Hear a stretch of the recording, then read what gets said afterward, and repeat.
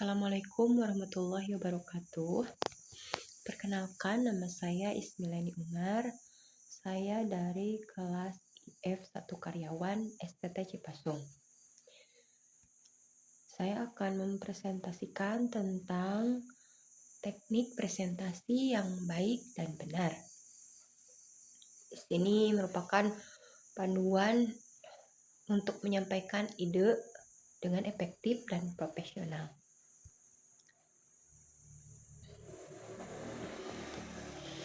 Sebenarnya apa sih presentasi itu?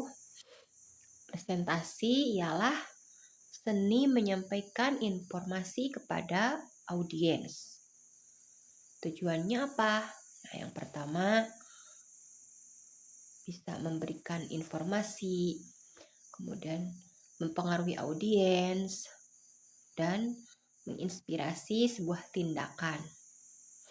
Presentasi ini bisa berupa workshop, training, dan sebagainya. Apa sih persiapannya? Nah, yang pertama, kenali dulu audiens Anda. Apa kebutuhannya, harapannya, tingkat pemahaman mereka. Nah, terus yang kedua, tentukan dulu tujuan utama presentasi kita. Apa yang akan kita sampaikan, dan materi-materinya kita persiapkan terlebih dahulu. Kemudian yang ketiga, materinya itu harus relevan dan juga harus menarik. Jangan sampai kita menyampaikan materi yang tidak nyambung. Dan juga kita harus membuat variasi supaya materi yang kita sampaikan itu tidak menjenuhkan. Kemudian yang keempat, kita harus melatih diri kita sebelumnya untuk menguasai materi yang akan kita presentasikan. Jangan sampai apa yang kita presentasikan tetapi kita tidak mengerti isi materi tersebut. Kemudian kita juga harus memperhatikan waktu presentasi yang disediakan oleh moderator. Jangan sampai karena kita asik memberikan materi sehingga melupakan waktu yang telah disediakan oleh moderator, dan itu akan menyita yang lainnya. Kemudian ini runtutan presentasinya itu apa saja? Yang pertama, ada pembukaan, ada isi, dan juga ada penutup. Di pembukaan itu kita harus memulai sesuatu hal yang menarik. Bisa berupa pertanyaan atau berupa cerita. Nah, sebelum kita memulai presentasi, kita juga bisa membuat sebuah pertanyaan tentang pengetahuan sejauh mana audiens tahu tentang apa yang kita presentasikan. Kemungkinan audiens sudah mengetahui apa yang kita informasikan. Bisa lewat apa yang mereka baca di internet atau di media lainnya. Nah, dengan pertanyaan tersebut, kita juga bisa menghangatkan pertemuan presentasi tersebut. Nah, kemudian yang kedua ialah isinya. Nah, isinya itu kita harus membuat poin-poin yang intinya saja. Jadi jangan sampai melebar kemana-mana. Harus sistematis. Kemudian yang terakhir, ini bisa kita rangkum dari semuanya. Apa yang kita jelaskan di awal sampai akhir, kita buat kesimpulan yang bisa dipahami oleh audiens. Oke, selanjutnya nih, bagaimana nih teknik menyampaikan presentasi tersebut? Nah, yang pertama, kita harus menggunakan bahasa tubuh yang mendukung, seperti kontak mata, gerakan tangan. Mata kita harus tertuju kepada seluruh audiens.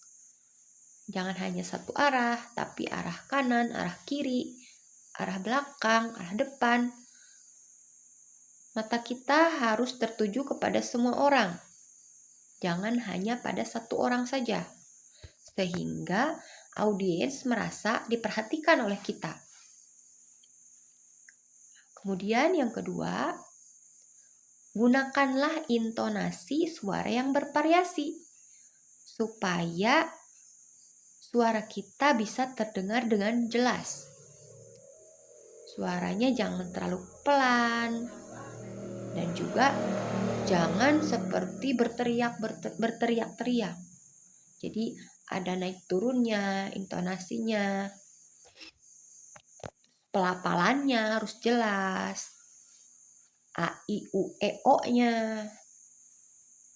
Sehingga audiens yang tidak mendengarkan dengan baik, tetapi bisa melihat pelafalan pengucapan vokal kita dengan jelas.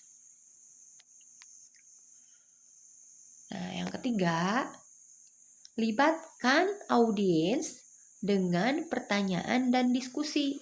Kita bisa memberi forum pertanyaan setelah kita selesai menyampaikan informasi lewat presentasi tersebut. Setelah kita selesai mempresentasikan materi, kita bisa memberi kesempatan audiens untuk bertanya kepada kita tentang materi yang telah kita sampaikan. Apabila ada yang kurang jelas ataupun ada yang audiens tahu tentang apa yang tidak kita tahu. Nah, dengan di situ kita bisa berdiskusi dengan semuanya. Barangkali ada juga yang diketahui oleh audiens yang lainnya yang tidak kita tahu. Dari situ semua informasi bisa kita rangkum dan bisa kita pelajari.